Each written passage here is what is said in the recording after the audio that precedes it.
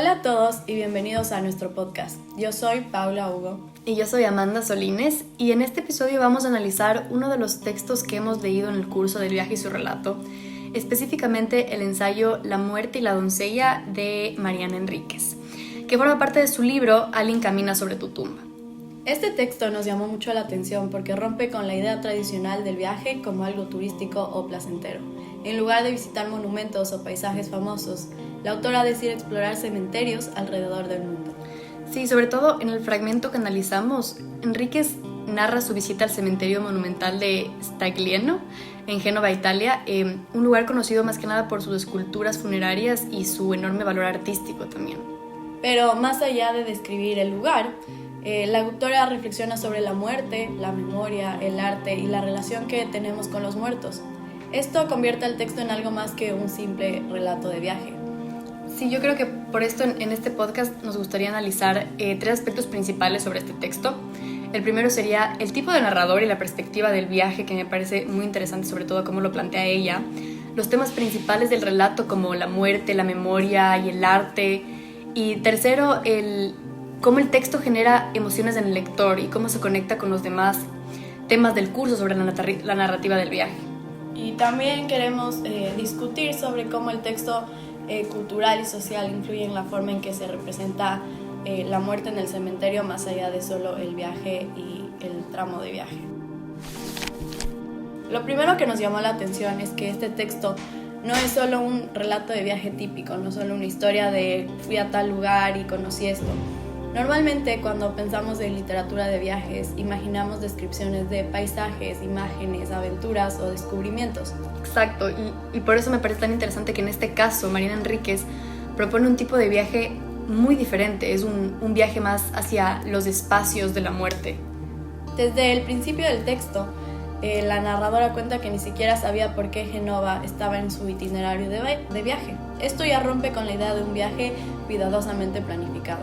Claro, y además el viaje ocurre en los años 90, cuando ella todavía estaba acompañada por su madre a Europa, y esto introduce también un elemento personal y familiar también dentro de la narración.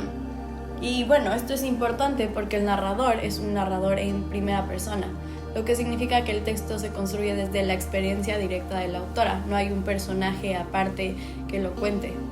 Y la perspectiva en primera persona también siento que tiene sus límites, porque todo lo que conocemos del cementerio, de las esculturas y de la ciudad sobre todo, pasa por la mirada súper subjetiva de la narradora, entonces todo lo vemos siempre a través de sus ojos, ¿no? Esto se conecta con uno de los temas principales del curso, que es la literatura de viajes. El viajero no solo describe un lugar, sino que interpreta el lugar desde su propia cultura, emociones y experiencias. También lo relaciona con sus experiencias pasadas, cómo es él hoy en día y demás. Y creo que por eso también el cementerio de Staglieno específicamente no aparece solo como un espacio físico, sino como un lugar cargado de significados simbólicos. Uno de los aspectos más importantes del texto es cómo la autora describe el cementerio como si fuera un museo al aire libre. Me parece que Staglieno es famoso por sus esculturas funerarias extremadamente realistas, y muchas de ellas representan personas de momentos súper dramáticos, como despedidas o escenas familiares también desgarradoras. Esto crea una relación muy particular entre el arte y la muerte. Ya no son algo súper diferente, sino que se unen y crean uno. Las esculturas no solo nos recuerdan a los muertos, sino que también transforman el cementerio en un espacio totalmente artístico. Y creo que justo por eso que dices ahorita aparece una reflexión súper importante, y es que el cementerio no es solo un lugar de tristeza, pero también un lugar de memoria colectiva. No sé si estás de acuerdo. Sí, totalmente. La autora observa cómo estas esculturas reflejan los valores de la sociedad que las creó. Por ejemplo, muchas familias muestran emociones intensas o figuras femeninas idealizadas simplemente con hacer una escultura y ponerla encima de una tumba. Eso también nos habla del contexto histórico, porque muchos de estos monumentos pertenecen al siglo XIX, me parece, en una época en la que la burguesía europea utilizaba los cementerios para demostrar estatus social y poder económico, como que esto no acababa en vida, sino que te seguía hasta la muerte. Totalmente. Entonces Aquí el cementerio se convierte en una especie de archivo cultural, un museo donde se pueden leer las ideas sobre la muerte, la religión y la identidad social de esa época. Otro aspecto que me parece importante del texto es cómo genera emociones en el lector. Sí, porque el tono del relato mezcla curiosidad, fascinación y, cierta incomodidad. Claro, porque por un lado la autora parece sentirse súper atraída por el cementerio, ¿no? Y por las esculturas y todo, pero hay una especie de fascinación estética, podría ser. Pero al mismo tiempo, el lector no puede olvidar que este es un espacio lleno de muertos. Sí. Esto crea una tensión entre lo bello y también lo inquietante. Y esta combinación es muy característica de la escritura de Mariana Enríquez, que muchas veces explora temas oscuros como la muerte, el miedo o lo sobrenatural, pero no desde el enfoque común o el que creerías que es. Totalmente. Además, el texto invita al lector a reflexionar sobre su propia relación con la muerte. Nos invita a participar y pensar, la vida tiene su final y cómo quisiéramos llegar a ella o en el momento que pase qué quisiéramos hacer. Sí, y eso me hace pensar también en cómo muchas culturas modernas la muerte se oculta o se evita hablar de ella, es incómodo, y los cementerios suelen ser lugares súper alejados de la vida cotidiana, como lejanos, de algo que no es muy visitado, ¿no? Claro, y eso es lo bonito, porque en Tagliaguer ocurre lo contrario. La muerte está representada de manera visible, artística e incluso monumental. Y esto me genera una pregunta súper interesante, que es si es posible que el arte transforme nuestra percepción de la muerte. Y para concluir, creemos que este texto demuestra que la literatura de viajes puede ir mucho más allá de la simple descripción de lugares. Te lleva a conocerte a ti mismo, a conocer quién eras tú en el pasado, a ver tu realidad, lo que tú sientes, qué pasa a nuestro alrededor. Yo creo que antes de concluir por mi parte, respondiendo a la pregunta anterior, creo que depende mucho de la persona. Podemos ver claramente cómo Mariana tiene esta fascinación por los cementerios, que para algunas personas es muy difícil de entender porque es algo macabro de alguna manera, algo raro, no poco común. Pero creo que el arte es algo que une, es algo que cambia, algo que transforma. Entonces yo creo que sí podría ser que el arte llegue a, de alguna manera, atraer a las personas a visitar estos lugares, a conocer de las historias de la gente que está muerta, que suena raro, suena feo, pero es la realidad. Y en el caso de Mariana Enríquez, el viaje se convierte en una forma de explorar temas universales como la memoria y la muerte, de lo que hablamos todo este tiempo, pero también la identidad cultural. Totalmente. El uso de un narrador en primera persona permite que el lector experimente el cementerio a través de la mirada personal de la autora, y eso también lo lleva a reflexionar a un nivel totalmente personal de uno mismo, de lo que pensamos más allá de lo que piensa nuestra sociedad. Además, el texto también muestra cómo los lugares que visitamos también reflejan muchísimo las ideas y valores de la sociedad que los construye, ¿no? En cada cementerio vemos algo diferente porque son diferentes personas, diferentes memorias, diferentes contextos sociales y culturales, entonces también es interesante ver ese contraste.